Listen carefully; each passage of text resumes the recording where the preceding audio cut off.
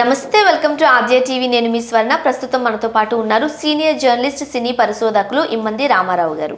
నమస్తే అండి. రామారావు గారు, చిరంజీవిని ప్రజలు హీరోగా తిరస్కరిస్తున్నారా?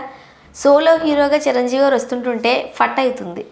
సో ఇంకొక కుర్ర హీరోతో కలిసి నటించాల్సిన పరిస్థితో, లేకపోతే వేరే వాళ్ళు సపోర్ట్ తీసుకోవాల్సిన పరిస్థితో వస్తుంది. అంటే సోలో హీరోగా చిరంజీవి గారిని ప్రజలు ఏమైనా తిరస్కరిస్తున్నారా? నువ్వు చాలా చక్కగా అడిగావమ్మా. ఇక్కడ ఏమైపోతుందంటే చిరంజీవి గారు వయసు మరిచిపోయి ఆ రామ్ చరణ్తో ఈక్వల్గా డ్యాన్సులు చేయడం చూసే ప్రేక్షకులకు ఎందుకు అసంతృప్తి వస్తుందో మనం చెప్పలేం, కానీ ఒక అసంతృప్తి మిగిలింది. నెంబర్ 1, ఇప్పుడు మీ కాలీవుడ్లో ఏం చేస్తున్నారంటే ఇవి రజనీకాంత్ కానీ సీనియర్ హీరోలు వాళ్ళు వయసుకు తగ్గ వేషాలని క్రియేట్ చేసుకొని ఆ వేషం ఇస్తున్నారు. అలాగే ఈవెన్ బాలీవుడ్లో కూడా షారుఖ్ ఖాన్ వీళ్ళందరూ ఎంపిక చేసుకున్న క్యారెక్టర్లు వారికి అంటే సరిగ్గా ఆ క్యారెక్టర్లకి ప్రాణ ప్రతిష్ఠ చేసేటువంటి శక్తి సామర్థ్యాలు ఉన్నాయి కనుక ఆ నటీనటులు బ్రహ్మాండంగా జనంలో గుర్తింపు పొందుతున్నారు. ఇక్కడ చిరంజీవి గారు తొందరపాటు ఎక్కువ, కథ వినరు, డైలాగ్స్ వినరు, పాటలు వినరు. అసలు ఒకరి ఇన్ఫ్లుయెన్స్కి మీరు ఎందుకు వెళ్తారు? మీకంటే మీరు హీరోగా ఉన్నప్పుడు మీకంటే మంచి పాటలు ఎవరు ఇవ్వలేదు కదా.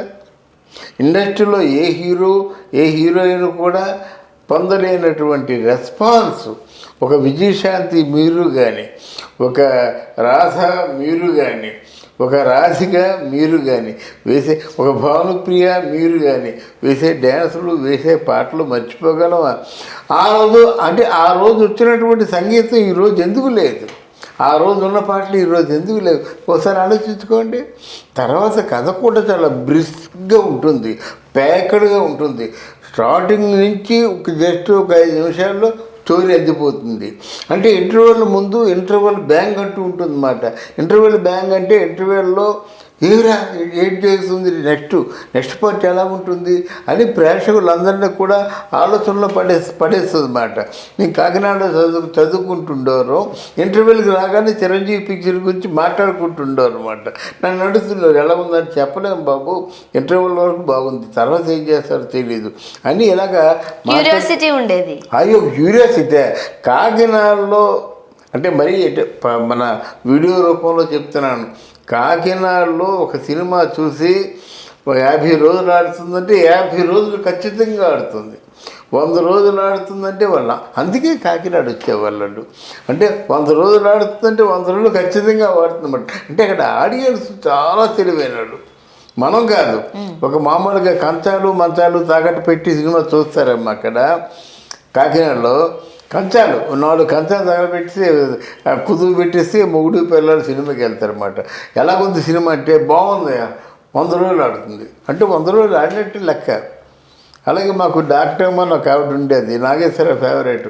అలా వెళ్ళి ఒకసారి దసరా బుల్లోడు మొట్టమొదటిసారిగా మన వెంకటేశ్వర థియేటర్కి వచ్చినప్పుడు పోయింది అనుకున్నారు.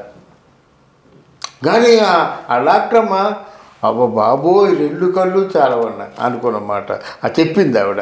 ముందైతే దసరా బుల్లోడు పోయింది అనేటువంటి ఫీలింగ్, అలాగే ముత్యాల ముగ్గు మొదట్లో పోయిందనే ఫీలింగ్, అలాగే శంకరాభరణం మొదట్లో పోయిందనే ఫీలింగ్, కళ్యాణ మండపం మొదట్లో పోయిందనే ఫీలింగ్. ఆ పోయినప్పుడు కూడా ఆర్టిస్టులందరూ మన మినర్వాకి వచ్చి ఎవరెవరు కాంచన, శోభన్ బాబు, రమాప్రభ, నాగభూషణు, రాజుబాబు ఎంత కనక వైకుంఠంగా ఉండేదన్నమాట. ఇదంతా ఎందుకు చెప్తున్నానంటే సినిమాలు ఆ రోజుల్లో అంత బాగా ఉండేవి. ముఖ్యంగా చిరంజీవి సినిమాలంటే ఎగబడి చూసేవారు అన్నమాట. ఏమైపోయిందో ఇంట్రెస్ట్ లేదు, మీకు ఇంట్రెస్ట్ లేదు, ఇప్పుడు ఎవరినో బెత్తాయించవచ్చు కదా. తర్వాత రెండోది ఏంటంటే కుర్రవాళ్ళతో ఈక్వల్గా డ్యాన్సు మీరు చేయొచ్చు, కానీ మీ డ్యాన్స్ మీరు చూడలేము. మీరేం చేయాలి? మీరు ఏదో ఒక సిచ్యువేషన్ కల్పించుకొని, ఏదో ఒక మామూలుగా అమ్మా నాన్నల 60 days ఫంక్షన్, ఏదో ఒక సిచ్యువేషన్ అంటే తగిన సందర్భం కల్పించుకొని అప్పుడు అమ్మా నాన్న ఇద్దరు కలిసి డ్యాన్స్ చేస్తే చప్పట్లు కొడతాయి. మన పెదరాయుడు సినిమాలో భానుప్రియ ఎలా ఉంటుంది, స్వింగ్ ఉంటుందన్నమాట. అది గమనించిన మొగుడు ఏం చేస్తాడు, రీచిపోయి అంటాడు. అక్కడ బయట సంఖ్య ఇలా దోపి డ్యాన్స్ చేస్తుంది, థియేటర్ అంతా ఏలలు గోడ. అలాంటి అట్లా సిచ్యువేషన్ క్రియేట్ చేస్తే బాగుంటుంది. లేకపోతే మీరు ఎందుకు చూస్తున్నారు కదా, ప్రతి సినిమా కూడా బాగా ఉందనిపించుకోవడం, ఆడకపోవడం. అది ఆ చర్య అంతే అయింది. మన దాని పేరేం పేరు, గాడ్ ఫాదరు అంతే అయింది. తర్వాత మొండేది వచ్చిన సినిమా వాల్తేరు వేరయ్య మొదటి 4 రోజులు చాలా బాగుంది అనుకున్నారు, కలెక్షన్స్ కూడా బాగున్నాయి, కానీ ఆ సినిమా బాగుందనేటువంటి పేరు తెచ్చుకోలేకపోయింది. కలెక్షన్స్ బాగున్నాయి. అంటే మీకు వీరసింహారెడ్డి కంటే వాల్తేరు వేరయ్య కలెక్షన్స్ బాగున్నాయి నిజం చెప్పాలంటే, కానీ ఆ రెప్యుటేషన్ తెచ్చుకోలేకపోయింది అన్నమాట. ఇప్పుడు చిరంజీవి గారు తన సినిమాల మీద ఫోకస్ పెట్టాలి, తన కథల మీద ఫోకస్ పెట్టాలి. బట్ లుక్ వైజ్ గా, పర్సనాలిటీ వైజ్ గా కుర్ర హీరోలతో పోటీ పడుతున్నారు చిరంజీవి గారు. అవునమ్మా, అది కాదనలేము మనం, రైట్? అవును, కుర్ర హీరోతో పోటీ పడినప్పుడు కూడా మనకి ఆ నాగేశ్వరరావు గారు, ఎన్టీ రామారావు గారు ఆ దారి వేరమ్మా. ఎన్టీ రామారావు గారు 65 సంవత్సరాల తర్వాత నాయన నువ్వు పెళ్లి చేసుకోవంటే అప్పుడే వయసే వచ్చిందమ్మా అంటాడు. అంటే థియేటర్ అంతా చప్పటి కొట్టింది. నాగేశ్వర ముసలైపోయిన తర్వాతనేమో 2 అమ్మాయిలు ఆయన ప్రేమిస్తుంటే దసరాపుల్లోనూ వాడు నాకు అవసరం లేదు, నాకు అమ్మాయి కావాలంటాడు. ఎవరు రాధా అంటే వాణిశ్రీ అంటే ఏమిటి, 2 అమ్మాయిలు ప్రేమించేటువంటి ఒక చతురత, సమ్మోహనమైన ఆకారం ఆయన ఉందని చెప్పాడు 60 ఏళ్ళ వయసులో. కనుక అది అందరికీ అన్వయించదు. ఇప్పుడు మామూలుగా ప్రభాస్ని వీళ్ళే, ఇప్పుడు మహేష్ని కానీ ప్రభాస్ని కానీ వీళ్ళు ముసలు అంటున్నారు అనమాట. ఇప్పుడు వీళ్ళు బాలయ్య కూడా అభిమానులు లైక్ చేస్తున్నారు, కానీ అంత పెద్ద క్యారెక్టర్ ఆయన బాలయ్యకి తగ్గ క్యారెక్టర్ని క్రియేట్ చేస్తున్నారు. అది ఇంటి మునుపట్లా లేదు. అంటే వీళ్ళే పవన్ కళ్యాణ్ వీళ్ళే చూస్తామో చూడమో అనే భయం ఉంది. ఆయనే వకీల్ సాబు ఇట్లాంటి సినిమాలు చేస్తున్నాడు, భీమలా నాయక్ అని. ఎందుకు, కథ పరంగా ఆయన ఆహార్యం అంటే బాడీ లాంగ్వేజ్ పరంగా సూట్ అయిపోతుంది కనుక. అలా సూట్ అయ్యే సినిమాలే చిరంజీవి గారు ఎంపిక చేసుకోవాలని మనం కోరుకుందాం. ఓకే, మరి ఎట్లాంటి కథలు సెలెక్ట్ చేసుకుంటే బాగుంటుంది? అంతకుముందు ఎన్ని కథలు ఉన్నాయి మా చిరంజీవి గారితో. చిరంజీవి గారు is real hero from the society. సమాజంలో ఉన్నటువంటి అణగారినటువంటి బాధల్లోంచి పుట్టుకొచ్చినటువంటి ఒక విప్లవకారుడు చిరంజీవి అన్నమాట. తిరుగుబాటు చేశాడా, మొత్తం దుష్ట శక్తులు అన్నింటినీ కూడా ఏరి పారేస్తాడు. అట్లాంటి కథలే కదా మొత్తం చిరంజీవి సినిమాలన్నీ, అట్లాంటి కథలే. ఆ కథలు రావాలి.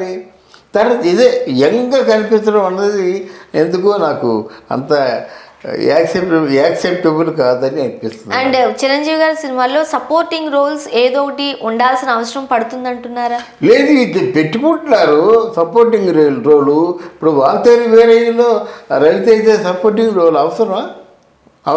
బట్ రవితేజ ఉండడం వల్లే సినిమాకి అంత మంచి పేరు వచ్చిందని ఆ పేరు వచ్చిందని అసలు ముందు చిరంజీవి గారు రవితేజని పెట్టుకోబట్టే ఆ డ్యామేజ్ జరిగింది. ఇంకోసారి అట్లా ఇంకెవరో రవితేజనో ఇంకెవరినో ఇప్పుడు పెట్టుకున్నట్టయితే అతని వల్లే సినిమా ఆడింది అనేటువంటి ఒక నింద వస్తుంది. దానికి సిద్ధంగా ఉండాలి. Right, thank you so much. Thank you very much.